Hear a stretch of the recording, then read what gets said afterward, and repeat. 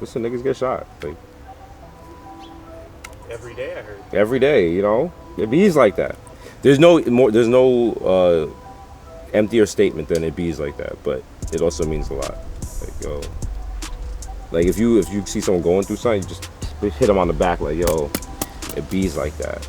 That does not help them, but at the same time it does. It gives them a little encouragement. Like, it do bees like that. So remember, kids, it bees like that. It doesn't have to bees like that, but it bees like that. So if you want it to bees like that, make it be like that.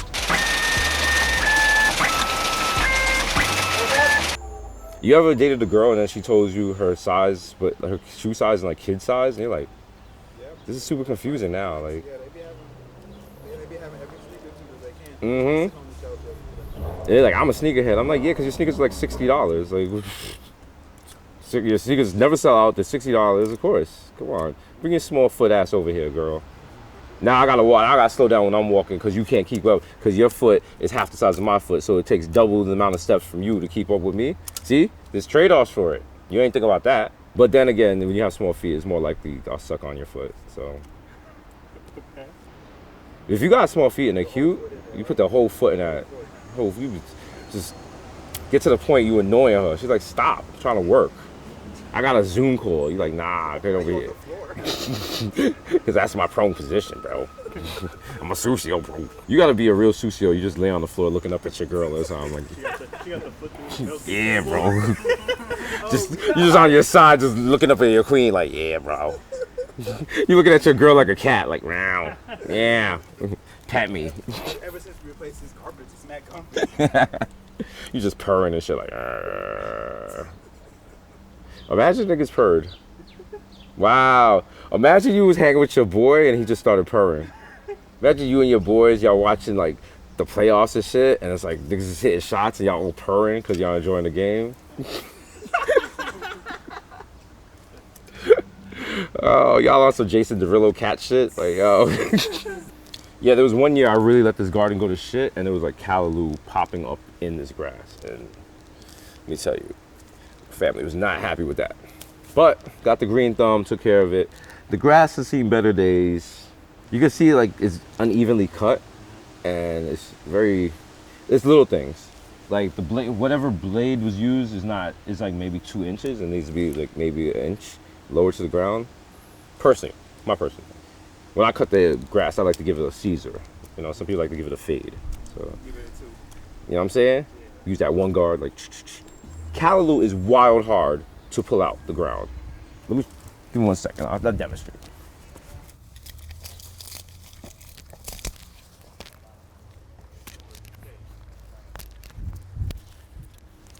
Now, see, I just yanked this out, right? You would think I yanked out the callaloo. The root is so embedded in the ground, it did not come up. I have to go back there with like a shovel or a knife to get that root. It's a Batman plant. So that's the rest of it. That's the rest of it. That's not even the shit. That's not even the root. And if you don't dig up the root, it's coming back. And you see how it grows so fast and it just takes over the garden. And then you're like, oh, I'll just wait for the winter for it to go away. That shit pops right back up in spring. So you gotta get rid of it. And then you're like, why don't you eat the callaloo? Callaloo is good, but after a certain point, it's no longer like, it's gonna be like bitter and you can't use it. Remember one time I was like working on something and I just hear, Don! That's how my father says my name.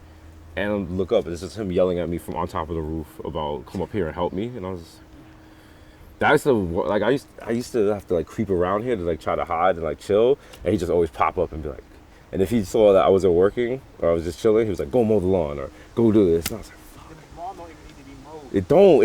It's not bothering no one. I remember back in the Snapchat days, I had posted this because I was I was working for a brand and I was composing tweets for them. I was ghostwriting for them, which was weird because every tweet I sent them, they didn't like. They was like, you're not good at Twitter. And I was like, I am.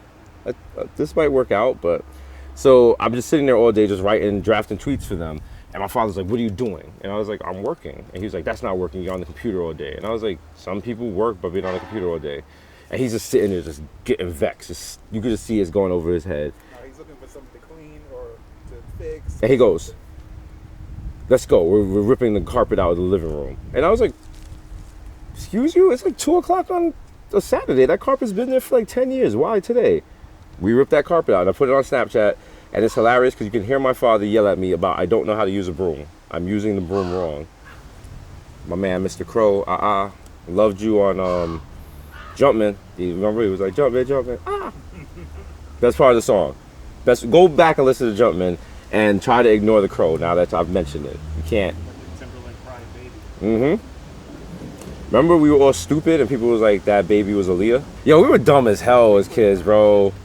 Like, remember the Bow Wow bodyguard story? Like, What were some of the stories we used That- to follow back then? bro, remember the transphobic Sierra story? Yeah, that was just about to say. Come on, bro. Like, and this was like before the internet, really. Like, this was just like, people were just like, how did that kind of stuff spread? But think about like Medea tapes. They used to be on VHS, and people would just pass them shits around. So it was like the same word of mouth. What other wild story? The KKK owned Snapple, and the K. That's why there was a K on the Snapple bottle. But our dumbasses didn't realize the K stood for kosher. Also, the KKK owned a very popular soda called Top Pop, which was 50 cents, and it was really big, and it came in different flavors. And everyone thought the KKK owned it because it came out of nowhere and got super popular, and nobody was like, hey, maybe it's a successful soda company. It was like, no, the KKK is trying to sterilize the black community, and hence we started calling them nutbusters. Y'all remember those? Yeah. And then Blow Pop also tried to sterilize the black community when it came out with the blue Blow Pops. Y'all remember those? Yeah. Think about it. Anytime blue candy came out, it was the government trying to sterilize us. Same thing with blue sour power. Why there wasn't there blue sour power when red sour power came out? It was red, then green. Now out of nowhere comes blue. Right after the LA riots, think about it. Think about it.